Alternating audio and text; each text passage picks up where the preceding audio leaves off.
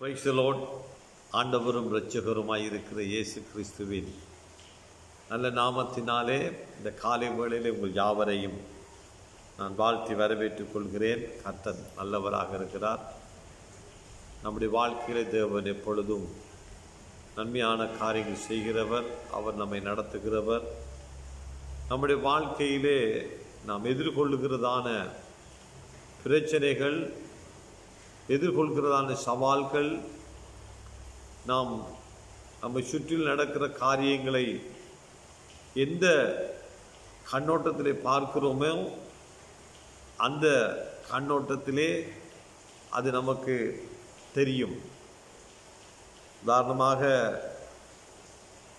நம்மை சுற்றி நடக்கிற காரியங்களை குறித்து அதை பெரிதாக பார்த்து அதை குறித்து பயப்படுவோம் என்று சொன்னால் நம்முடைய வாழ்க்கையிலே நாம் அவற்றை மேற்கொள்ள முடியாதவர்களாக மாறிவிடுவோம்.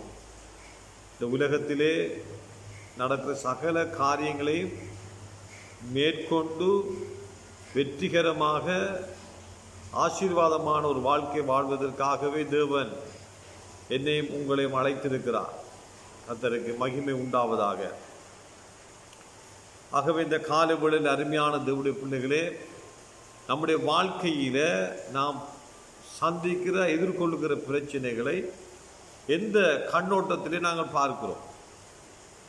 தாவீதுடைய வாழ்க்கையை இதை நாங்கள் பார்ப்போம் என்று சொன்னால், கோலியாத்தை குறித்து தாவீதுடைய பார்வையும் இஸ்ரவேல் மக்களுடைய பார்வையை நாங்கள் பார்ப்போம் என்று சொன்னால், 1 சாமுவேல் 17ஆம் அதிகாரத்திலே நாம் போவோம் என்று சொன்னால் நமக்கு தெரிந்த காரியம்தான். இஸ்ரவேல் ஜனங்களுக்கு முன்பாக ஒரு பெலிஸ்தர் யுத்தம் பண்ண வந்து நிற்கிறார்கள். அதிலே ஒரு பெலிஸ்தன் கோலியாத் என்பவன் மிகவும் பயங்கரமான ஒரு மனிதனாக இஸ்ரவேல் ஜனங்களுடைய கண்களுக்கு தென்படுகிறான். என்று அவனை பார்க்கும் பொழுது அவனுடைய உருவம், அவன் அணிந்திருந்த யுத்த தளவாடங்கள், இவற்றையெல்லாம் பார்த்த உடனே இஸ்ரவேல் படையினருக்கு பயம் வந்துவிட்டது. அவர்கள் மிகவும் பயந்தார்கள். ஏன்னா அவனை குறித்து சொல்லும் பொழுது 1 சாமுவேல் 17ஆம் அதிகாரம் 4ஆம் வசனத்திலிருந்து வாசிப்போம். அங்கே கோலியாத்தை குறித்து சொல்லப்படுகிறது. அப்பொழுது காத்தூரானாகிய கோலியாத் என்ற பேரில் ஒரு வீரன் பெலிஸ்தரின் பாளையத்திலிருந்து புறப்பட்டு வந்து நடுவே நிற்பான். அவன் உயரம் 6 முழம் 1 ஜானுமாம். அவன் தலையின் மேல் வெண்கல சீராவை போட்டு ஒரு போர்க்கவசம் தரித்து கொண்டிருப்பான். அந்த கவசத்தின் நிறை 5000 சேக்கல் வெண்கலமாயிருக்கும். அவன் தன் கால்கள் வெண்கல கவசத்தையும் தன் கோள்களிலே வெண்கல கேடகத்தை தரித்திருப்பான். அவனுடைய ஈட்டி தாங்கு செவுக்காரன் படை மரத்தின் கனதியும் அவன் ஈட்டியின் அழகு 600 சேக்கல் இரும்புமாயிருக்கும். இவ்விதமாக கோலியாத்தை குறித்து இஸ்ரவேல் மக்கள் பார்க்கிறார்.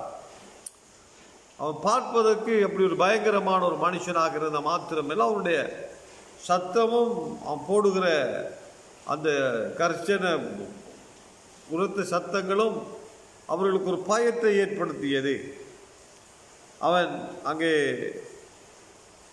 24ஆம் வசனத்தில் பார்ப்போம் சொன்னால், இஸ்ரவேல் எல்லாரும் அந்த மனுஷனை காணும் பொழுது, கோலியாத்தை காணும் பொழுது, கவனிங்க, இஸ்ரவேலர் எல்லாரும் அந்த மனுஷனை காணும் போது மிகவும் பயப்பட்டு அவன் முகத்துக்கு விலகி ஓடி போவார்கள்.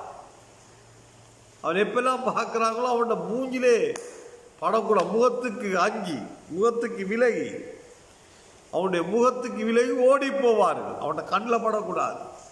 அவ்வளவு பயம். வாக்குத்தத்தத்தின் பிள்ளைகள், தேவனால் அழைக்கப்பட்ட பிள்ளைகள், பயம் அவர்களை நிலைகுலைய வைத்தது. பயம் காரணம் என்ன? அவர்கள் பார்த்த பார்வை. அவன் ஒரு பெரிய வீரனாகவும் அவன் ஒரு பெரிய யுத்த வீரனாக பார்த்தார். ஏனால் சவுல் பிறகு சொல்றான், தாவீது பேசும் பொழுது சவுல் சொல்றான், நீ சின்ன பையன், நீ சின்ன பையன், அவனுக்கு ஒன்றும் செய்ய முடியாது, அவன் சிறு வயது முதல் யுத்த வீரர். 33 வசனத்தை வாசிப்பீங்கன்னா தாவீது சபையில் 32 தாவீது சொல்லுகிறான் சவுலை நோக்கி, இதன் நிமித்தம் ஒருவருடைய இருதயம் கலங்க வேண்டியதில்லை, உம்முடைய அடியானாகிய நான் போய் இந்த பெலிஸ்தீனோட யுத்தம் பண்ணுவேன் என்றான். ஒரு இளம் வாலிபன் சொல்லுகிறான், நான் போய் யுத்தம் பண்ண, இங்கே யாருமே டென்ஷன் ஆகாதீங்க, கலங்காதீங்க, நான் போய் யுத்தம் பண்ணுவேன்.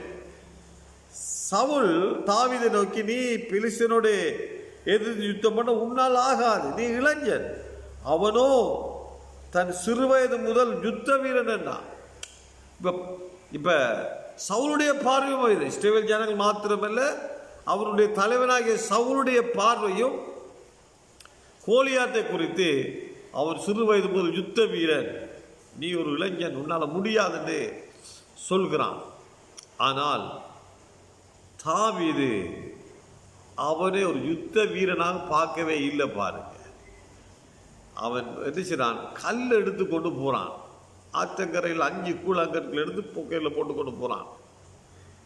அப்ப அதை பார்த்துட்டு கோலியாத்தை கேட்கிறான், நீ கல்லோடு தடியோடு மாறுறதுக்கு நான் என்ன நாயாண்டு? கிட்டத்தட்ட ஒரு மிருகமாகவே தாவீது அவனை பார்க்கிறான். சொல்லுகிறான் பாருங்க, சவுலுடன் சொல்லும் பொழுது 34 வசனத்தில் தாவீது சவுலை பார்த்து, உம்முடைய அடியான் நாங்கள் தகப்பனுடைய ஆடுகளை மேய்த்து கொண்டிருக்கிற பொழுது ஒரு விசை ஒரு சிங்கமும் ஒரு விசை ஒரு கரடியும் வந்து மந்தையில் இருக்கிற ஒரு ஆட்டை பிடித்து கொண்டது. நான் அதை தொடர்ந்து போய் அதை அடித்து அதை அதன் வாய்க்கு தப்பிவித்தேன். அது என்மேல் பாய்ந்த பொழுது நான் அந்த தாடியை பிடித்து அடித்து கொன்று போட்டேன். அந்த சிங்கத்தையும் அந்த கரடியையும் உம்முடைய அடியாளாகிய நான் கொன்றேன். விருத்த சேதமில்லாத இந்த பெலிஸ்தனும் அவைகளில் ஒன்று. அவன் சொல்றான், அவைகள் ஒன்று ஒரு ஒரு ஒரு மிருகமாக ஒரு நாயை போலத்தான் நான் பார்க்குறேன், அடித்து கொண்டு ஓட்டுறேன்னு சொன்னான். தாவீது கோலியாத்தை கேட்குறான், அவனை பார்த்து, நீ என்ன தடியோட கல்லோட வாரத்துக்கு நான் என்ன நாயான்னு கேட்குறான். ஏன்னா அவன் அப்படி தான் டீல் பண்ணான் பாருங்க. ஒரு ஒரு மிருகத்தை போல அவன் ஒரு பெரிய யுத்த வீரனாக பார்க்கவே இல்லை. ஏனென்று சொன்னால் தாவீதுக்குள்ளே அப்படிப்பட்ட அபிஷேகம் காணப்பட்டது. இந்த காலை வேளையிலே அருமையான தேவனுடைய பிள்ளைகளே, கோலியாத்தை தாவீது எவ்விதமாய் பார்த்தானோ அவ்விதமாக நாம் பார்க்க வேண்டும். தேங்க்யூ பாஸ்டர் ராஜா, ஸ்பெல்லிங் பிள்ளை விட்டுட்டேன். ஓ கோலியாத், ஓகே, அவசரமாக டைப் பண்ணேன். Thank you pastor. ஆகவே தாவீது கோலியாத்தை பார்த்த அந்த பார்வை வித்தியாசமானது. அவனுக்குள்ளே காணப்பட்ட அபிஷேகம் கோலியாத்தை அவ்விதமாய் பார்க்க வைத்தது. இன்றைக்கும் இந்த காலை வேளையிலே அருமையான தேவனுடைய பிள்ளைகளே, நமக்கு எதிராக இருக்கிற பிரச்சனைகளை பார்க்கிற பார்வை வித்தியாசமாக இருக்கணும். பயத்தோடு பார்க்கக்கூடாது. பார்க்கிற காரியங்களை பார்த்து இன்றைக்கு கேட்கிற செய்திகள், பார்க்கிற காரியங்களாம் பார்க்க ஒரு பயம் உண்டாகுது பாருங்க. அந்த பயம் மனுஷனுடைய வாழ்க்கையில் இருக்கிறான். அந்த இம்யூன் சிஸ்டத்தை அப்படியோ குறைச்சி விடும். அதாவது நோய் எதிர்ப்பு சக்திகளை குறைத்து விடும். தேவன் நமக்குள்ளே இருக்கிறார், தேவன் நம்மளோடு கூட இருக்கிறார். பாருங்க, அந்த நியாயப்பிரமாணத்துக்கு உட்பட்ட தாவீதே அவ்விதமாய் சொல்லுகிறார் என்று சொன்னால், நமக்கு தேவன் கிருபைக்குள்ளே வாழ்கிற நாங்கள், கிருபையின் காலத்தில் இருக்கிற நாங்கள், ஆண்டவராய் இயேசு கிறிஸ்து நமக்குள்ளே எப்பொழுதும் இருக்கிறார் பாருங்க. அல்லேலூயா. அவர் எப்பொழுதும் உங்களோடு, தேவனுடைய பலன், தேவன் எங்களுக்கு பலமுள்ளாவியை தந்திருக்கிறார். பரிசுத்தாவி வரும்பொழுது நீங்கள் பலன் அடைவீர்கள். அந்த பலன் அடைவீர்கள் சொன்ன வார்த்தைக்கு சொல்லப்பட்ட அந்த மூல பாஷை டுனாமிஸ். அப்படிப்பட்ட ஒரு டைனாமிக் பவரை விட பெரிய பவர் அந்த பரிசுத்தாவுடைய பவர். தேவன் நமக்கு அப்படிப்பட்ட பவரை தந்திருக்கிறோம். அப்படின்னாலே நாங்கள் எதிர்கொள்கிற பிரச்சனை எல்லாவற்றையுமே சிம்பிளா பார்க்கணும் பாரு. அது ஒன்றும் பண்ண முடியாது. அல்லேலூயா. அதை உதறி விட்டுறணும், தூக்கி போட்டுறணும் பாருங்க. ஒரு கணக்கு எடுக்காம தூக்கி போடணும். இன்றைக்கு நம்முடைய வாழ்க்கையிலே வருகிற பிரச்சனை தூக்கி பெருசாக பார்த்து கொண்டு இருக்காதீங்க. கோலியாத்தை அப்படி பார்த்தான் பாருங்க, ஒரு மிருகத்தை போல பார்த்தான். எல்லாம் ஃபுல்லாக ஹெல்மெட் எல்லாம் போட்டு கவசம் எல்லாம் போட்டு நிற்கிறான் பாருங்க. அந்த கவசத்துக்குள்ள அதுக்குள்ள ஒரு ஓட்டையை பார்த்துட்டான். அந்த ஹெல்மெட்டுக்குள்ள ஒரு ஓட்டையை பார்த்துதான் அண்ணக்கா கல்லை வச்சு அடிச்சுட்டான் நெத்திக்குள்ள போய் வரேன்னா அவன் கோலியாத் அந்த அவனுடைய அவனுடைய அவனுடைய அந்த ஹெல்மெட்டை குறித்து போடப்பட்டிருக்குது. அவனுடைய தலையின் மேல் வெண்கல சீராவை போட்டிருந்தான். வெண்கலமான அந்த ஹெல்மெட் அந்த ஈட்டிகள் அம்புகள் தாக்காதபடிக்கு அவன் போட்டிருந்தான் பாருங்க. ஆனால் அங்கேயும் அதுக்குள்ள ஒரு இடைவெளியை பார்த்து அவன் என்ன செய்கிறான், தாவீது கணக்கா அடித்தான் பாருங்க. கல் போய் நெத்தியில் போட்டோன்னே அப்படியே சரிஞ்சிட்டான். இந்த காலை வேளையிலே தேவனுடைய பிள்ளைகளே, நாங்கள் பயப்படக்கூடாது. தேவனுடைய வார்த்தை எங்களுக்கு என்ன சொல்லுகிறதோ அதற்கூடாக பிரச்சனைகளை பார்க்க வேண்டும். கடந்த 3 நாட்களாக அதைத்தான் பேசிக்கொண்டு வருகிறேன். தேவனுடைய வார்த்தை என்ன அதை அவ்விதமாக பார்க்க வேண்டும். நான் தேவன் எங்களோடு கூட இருக்கிறார், எங்களோடு கூட இருக்கிறார். அவருடைய கரமங்களோடு கூட இருக்கிறது பாரு. சிம்பிளா எடுத்துடணும். அது அதை பெருசா ஒரு ஒரு ஒரு தூசியாக ஒரு பூச்சியாக பாருங்க. பவுலுக்கு பாம்பு கடிச்சது பாருங்க. அவர்கள் கப்பல்ல இருந்து பிரயாணம் பண்ணும் பொழுது கப்பல் உடைஞ்சி நீந்தி கரை சேர்ந்து மெலித்தா தீவுக்கு வந்துட்டாங்க. மெலித்தா தீவுக்கு வந்தோடனே அவங்க அங்கே இருக்க ஆக்கள்லாம் சாப்பாடெல்லாம் கொடுத்து அவங்கள கொஞ்சம் கவனிக்கிறாங்க. அது குளிர்காலமாக இருந்தோம்னா நெருப்பு மூட்டுறான் பாரு. நெருப்பு மூட்டுறதுக்கு பவுல் விறகு எடுத்து கொண்டு வரார். விறகு எடுத்து விறகுக்குள்ளேருந்து ஒரு பாம்பு சர்ப்பம் அது என்ன செய்ய பாம்பு அவனை கடிச்சு போட்டது பாருங்க. அப்போஸ்தலர் 28ஆம் அதிகாரத்தில் நாங்கள் தப்பி கரை சேர்ந்த அந்த தீவின் பேர் மெலித்தா என்று அறிந்தோம். அந்நியராகி அந்த தீவார் எங்களுக்கு பாராட்டின அன்பு கொஞ்சம் அல்ல. அந்த வேளையிலே பிடித்த இந்த மழைக்காகவும் குளிருக்காகவும் அவர் நெருப்பை மூட்டி எங்கள் அனைவரையும் சேர்த்து கொண்டார்கள். பவுல் சில விறகுகளை வாரி அந்த நெருப்பின் மேல் போடுகையில் ஒரு விரியன் பாம்பு, நல்ல கவனி, ஒரு விரியன் பாம்பு அனல் உரைத்து புறப்பட்டு அவனுடைய கையை கவ்விக்கொண்டது. விஷப்பூச்சி அவன் கையிலே தொங்குறதை அந்நியராகிய அந்த தீவார் கண்ட பொழுது, இந்த மனுஷன் கொலைபாதகன், அதற்கு சந்தேகம் இல்லை, இவன் சமுத்திரத்துக்கு தப்பி வந்தும் பலியானது இவனை பிழைக்க விட்டவில்லை என்று தங்களுக்குள்ளே சொல்லிக் கொண்டார்கள். அவன் அந்த பூச்சியை தீயிலே உதறி போட்டு ஒரு தீங்கும் அடையாதிருந்தான். அந்த பூச்சி பாருங்க, பைபிள் வசனத்தை பாருங்க, ஒரு விரியன் பாம்புன்னு சொல்லப்படுகிறது. அது கொத்தினது. ஆமென். பிறகு பார்த்தா விஷப்பூச்சி, 2ஆம் வசனத்தில் சொல்லப்படுகிறது விஷப்பூச்சி. 5ஆம் வசனத்தில் 4ஆம் வசனத்தில் விஷப்பூச்சி என்று சொல்லப்படுகிறது. 5ஆம் வசனத்தில் பூச்சி வரும் பாருங்க. பாம்பு விஷப்பூச்சி பூச்சி ஆயிட்டு பாருங்க. ஒரு சின்ன பூச்சியை உதறி தள்ளிட்டான் பாருங்க. அதை உதறி போட்டு ஒரு தீங்கும் கடக்கால, ஒரு தீங்கு நடக்கலை. காரணம் என்னவென்று சொன்னால் அவனுக்குள்ளே அவனுடைய இம்யூன் சிஸ்டம், இந்த இம்யூனிட்டி அவனுக்கு ஸ்ட்ராங்காக இருந்தது. கர்த்தர் அவனுக்குள்ளே இருந்தார். இன்றைக்கும் தேவன் நம்மோடு கூட இருக்கிறார். தேவனுடைய வல்லமை நமக்குள்ளே இருக்கிறது. தேவனுடைய ஆவியானவர் நமக்குள்ளே இருக்கிறார். நமக்கு விரோதமாக எப்பேற்பட்ட காரியங்கள் எழும்பினால் ஒன்றும் செய்ய முடியாது. ஆகவே நமக்கு விரோதமாக வருகிற எந்த ஒரு காரியத்தையும் பெருசாக பார்க்காதபடி தேவனுடைய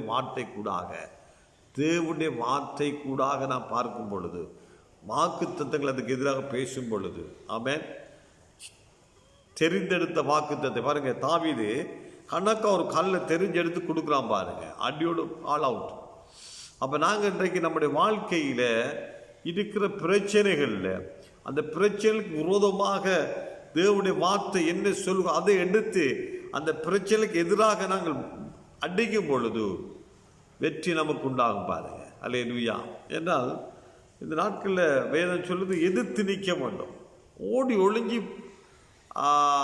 வேதனைப்படக்கூடாது, எதிர்த்து நிற்க வேண்டும்.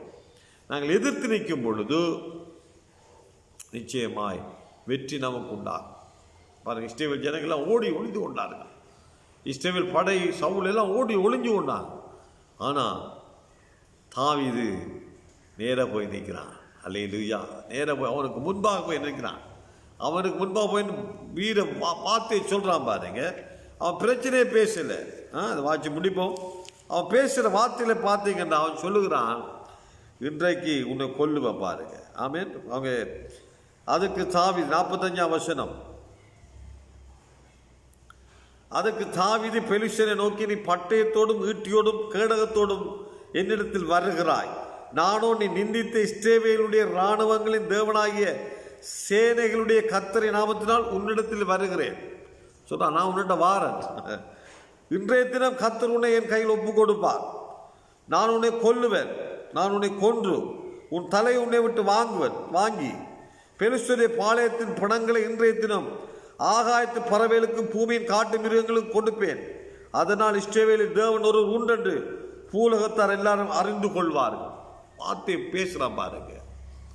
எல்லாரும் போய் சொல்கிறோம், அவன் பெரிய 6 முழம் பெரிய கவச உடுப்பெல்லாம் போட்டான், அதெல்லாம் கணக்கே எடுக்கல பாருங்க. அவன் ஒரு நாயை போல போய் நின்று அவனுக்கு முன்பாக போய் நிற்கிறான். அவனுக்கு முன்பாக போய் நின்று சொல்லுகிறான், நான் இன்றைக்கு உன்னை கொல்லுவன், தலையை வெட்டுவன், ஆகாயத்து பறவைகளுக்கு பங்கிட்டு கொடுப்பேன் சொல்லலாம். விசுவாச வார்த்தையை பேசுகிறான் பாருங்க. நடக்க போகிறத பேசுகிறான். ஆமேன். அந்த பிரச்சனைக்கு ஒரு முடிவை பேசுகிறான். நேற்றைய தினத்தில் முதல் நாள் தான் பேசினேன். நம்முடைய வாழ்க்கையில் பிரச்சனையை பேசி கொண்டிருக்காதபடி பிரச்சனைக்குரிய முடிவை விசுவாசத்தோடு பேச வேண்டும். ஆமேன். அவன் சொல்றான், விசுவாசத்தோடு பேசினான், நான் உன்னை கொன்று உன் தலையை வாங்கி ஆகாயத்தை பறவைகளுக்கு கொடுப்பேன். அவன் சொன்ன மாதிரி என்னத்தை பேசினானோ அந்த பிரச்சனைக்கு, அந்த சூழ்நிலையில் அந்த பிரச்சனைக்கு என்ன தீர்வாக இருந்ததோ அதை பேசினான். அந்த பேசிய காரியத்தை அவனுடைய வாழ்க்கையிலே அவன் பெற்றுக்கொண்டான். இன்றைக்கு இந்த காலை வேளையிலே அருமையான தேவனுடைய பிள்ளைகள், நம்முடைய வாழ்க்கையில பலவிதமான பிரச்சனைகளுக்கு எதிர்கொண்டு முகம் கொடுத்து கொண்டிருக்கிறோம். ஒரு பக்கம் பயம், ஒரு பக்கம் பயப்படக்கூடிய செய்திகள், பயங்காட்டக்கூடிய செய்திகள், தீகளடையக்கூடிய செய்திகள். நானும் நீங்களும் பயப்பட வேண்டிய அவசியம் இல்லை. தேவனுடைய வாக்குத்தத்தம் உண்டு. தேவனுடைய ஆவியார் நம்மோடு கூட இருக்கிறார். கர்த்தர் நமக்கு துணை நிற்கிறார். அல்லேலூயா. அவங்க அவர் என்னை விட்டு விலகுவில் என்னை கைவிடும் என்று சொல்லி இருக்கிறார். அவை நாம் தைரியமாய் எதிர்கொள்ளுவோம். இயேசுவின் நாமத்தினாலே அதை எதிர்த்து நிற்போம். வேதம் சொல்லுது, எபேசியர் 6ஆம் அதிகாரம் 16ஆம் வசனத்தில், தீங்கு நாளில் அவைகளை எதிர்த்து நிற்க வேண்டும். ஆமென். எதிர்த்து நிற்போம். ஓடி ஒளியக்கூடாது. இஸ்ரவேல் படமாக ஓடி ஒளிஞ்சு கொள்ளாதபடிக்கு எதிர்த்து நிற்போம். எங்களுக்குள்ள இருக்கிறவர் பெரியவர். உலகத்தில் இருப்பவரை பார்க்கலும் எங்களுக்குள்ள இருக்கிற தேவன் பெரியவராயிருக்கிறார். கர்த்தருக்கு மகிமை உண்டாதாகவே அவ்விதமாய் தாவீது கோலியாத்தை பார்த்த பிரகாரம் நாங்களும் நம்முடைய வாழ்க்கையில் இருக்கிற எல்லா பிரச்சனைகளையும் அவ்விதமாய் பார்க்கும் பொழுது நிச்சயமாய் தேவன் நமக்கு ஜெயத்தையும் வெற்றியை தருவார். அது உங்களுடைய வாழ்க்கையில தனிப்பட்ட வாழ்க்கையில் இருக்கிற பிரச்சனையா இருக்கலாம், பண பிரச்சனையா இருக்கலாம், பொருளாதார பிரச்சனையாக இருக்கலாம், உன்னுடைய மகளுடைய திருமண காரியங்களாக இருக்கலாம், அல்லது உன்னுடைய வியாபாரத்தில் ஏற்பட்ட பிரச்சனையாக இருக்கலாம், ஊழியத்தில் இருக்கிற பிரச்சனையாக இருக்கலாம், தேசத்திலே காணப்படுகிற கொரோனா பிரச்சனையாக இருக்கலாம். எதுவாக இருந்தாலும், எப்பேற்பட்ட மலை போல இருந்தாலும் ஆண்டவர் நமக்கு ஜெயந்தர வல்லமையுள்ள தேவனாக இருக்கிறார். நான் தேவனுடைய வார்த்தை கூடாக பிரச்சனைகளை பார்ப்போம். கர்த்தர் நிச்சயமாய் எல்லாவற்றிலிருந்து விடுதலை தருவார். நாம் அதை பார்த்து பேசுவோம். இயேசுவின் நாமத்திலே எப்படி முடியணுமோ, என்ன நடக்கணுமோ அதை நாம் பேசும் பொழுது நிச்சயமாய் நாம் பேசுகிற காரியங்களை நம்முடைய வாழ்க்கையில் கர்த்தர் கட்டளையிடுவார். கர்த்தருக்கு மகிமை உண்டாவதாக நாம் ஜெபம் பண்ணுவோம். நல்ல தகப்பனே, சர்வ வல்லமுள்ள பிதாவே, ஆண்டவராகிய இயேசு கிறிஸ்து நாமத்தினாலே இந்த காலை வேளையிலும் உமது சமூகத்தில் வருகிறோம். ஆண்டவரே, காலை தோறும் அது கிருபைக்காய் ஸ்தோத்திரம். இந்த காலை வேளையிலும் ஆண்டவரே, கோலியாத்தை ஆண்டவரே தாவீது பார்த்த பிரகாரமாக இன்றைக்கு எங்களுடைய வாழ்க்கையிலே, எங்களுடைய தனிப்பட்ட வாழ்க்கையிலே, எங்களுடைய ஊழியத்திலே, எங்களுடைய தேசத்திலே நாங்கள் சந்திக்கிற பிரச்சனைகளை, நாங்கள் பார்க்கிற காரியங்களை ஆண்டவர் நாங்கள் அவ்விதமாய் தேவனுடைய வார்த்தை கூடாக நாங்கள் பார்க்கும் பொழுது, ஆண்டவர் தேவனுடைய வார்த்தை அதுக்கு எதிராக பேசும் பொழுது நிச்சயமாய் அந்த காரியத்தில் எங்களுக்கு விடுதலை தருகிறபடியால் ஸ்தோத்திரம். இந்த காலை வேளையிலே உமது பிள்ளைகள் ஒவ்வொரு விதமாய் ஆசீர்வதிக்கிறேன் ஆண்டவரே. அவருடைய ஊழியங்கள் ஆசீர்வதிக்கப்படுவதாக, அவருடைய பொருளாதாரம் ஆசீர்வதிக்கப்படுவதாக ஆண்டவரே. அவருடைய ஒவ்வொரு காரியங்களும் தேவனுடைய ஆசீர்வாதம் நிறைவாய் தங்கும்படியாக ஜெபிக்கிறோம்.